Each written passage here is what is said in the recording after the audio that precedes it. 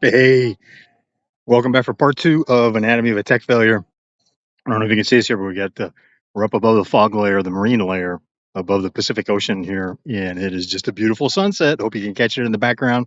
But in part two, we wanted to talk about back up for just a second. Part one, we talked about how the executive team had gotten too insular, wasn't paying attention to the market, and the technology that they had was just no longer dominant, and they were also getting had a new market competitor in the form of a global electronics manufacturer from Japan, and they were also in denial of what that meant for their business and their product.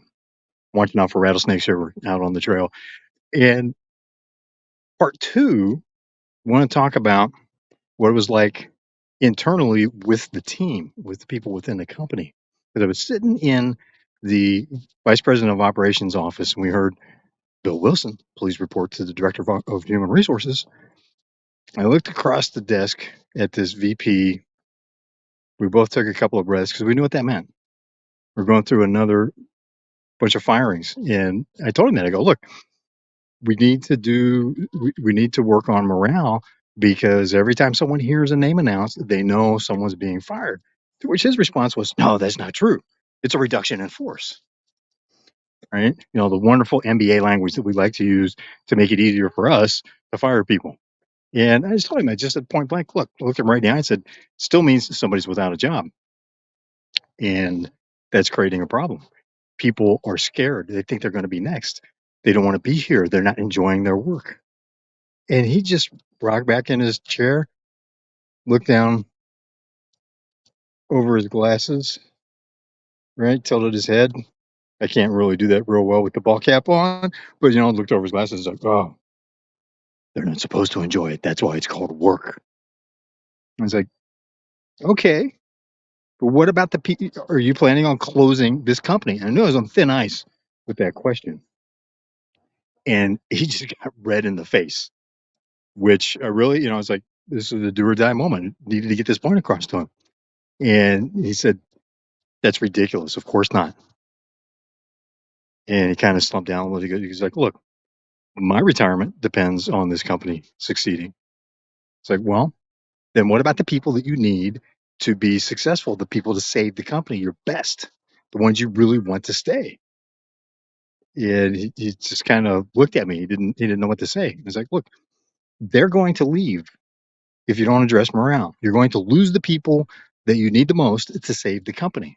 He's like, no, they're committed professionals. So he didn't agree with that perspective. What do you think? What would happen in your company if you did that? The people that you need most, your best talent within your company, they have options. They're going to leave when things get bad. No, they're going to leave if they don't have an opportunity to grow, if they don't have an opportunity to succeed, to achieve, right? Just like you probably did earlier in your career before you started your business. And wow, what a beautiful sunset. Hope you can see that. Uh, so the lesson here was, at the time the company needed their team the most, they paid the least attention to them and disrespected them the most. They're just firing them. I was running some training courses, and this is a company that was in California. The cost of the training was being def- uh, paid for by the state of California. Now, if you're not in California, you probably have a program like this in your state. Almost every state does, to the best of my knowledge. And in California, it's funded through what companies paying the workers' comp, unemployment. I'm sorry, what companies paying unemployment. So it covers the expense of the payroll, of having people in training. And and we're having HR reps come in and pull people out of the training to fire them, or I'm sorry, reduction in force. Reduction in force them into the unemployment line.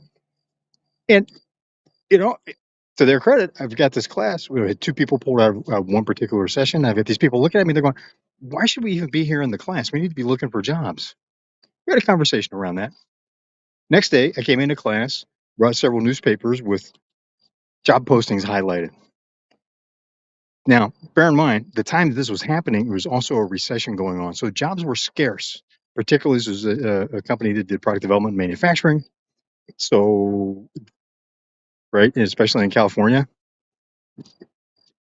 the jobs were getting harder and harder to find for these folks, and they didn't want to uproot their families. In some cases, really couldn't.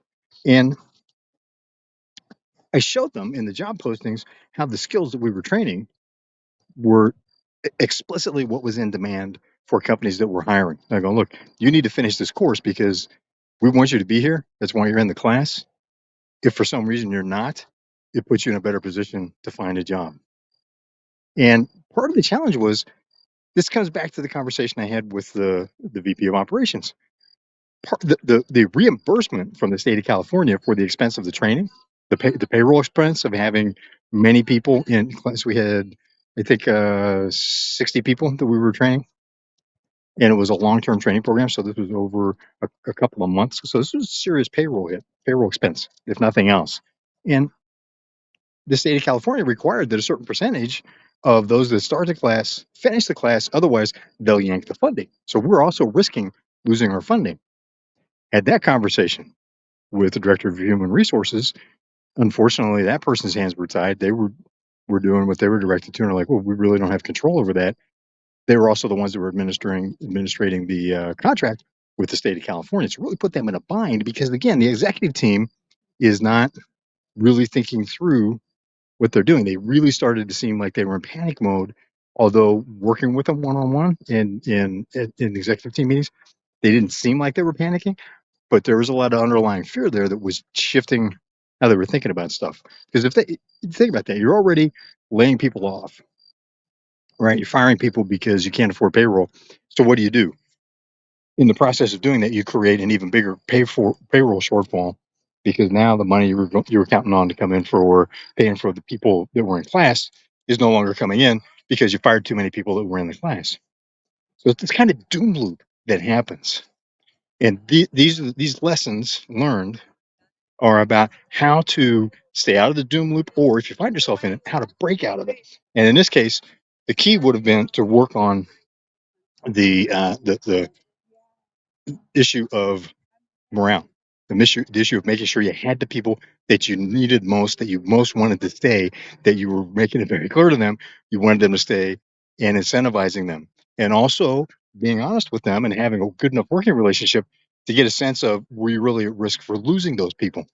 Because if there's a sudden brain drain, then all it does is creates a self-fulfilling prophecy that the company is going to fail, right? Because again, at the moment they needed the most, they were not paying attention and actually incentivizing the best and the brightest within the company to get out of the company, get out of Dodge while they still could. Because it's easier to find a job when you still got one, right? It's easier to when you're in the top 5% of a company in terms of performance to say yes to a recruiter, to call up a recruiter and go, hey, I'm ready to make a move. Because that's the kind of talent that is being recruited, right? And recruiting versus hiring. So those are the kind of people that you should be looking for, your competitors are looking for. So you really don't want to lose them to the job market. So that was the next lesson.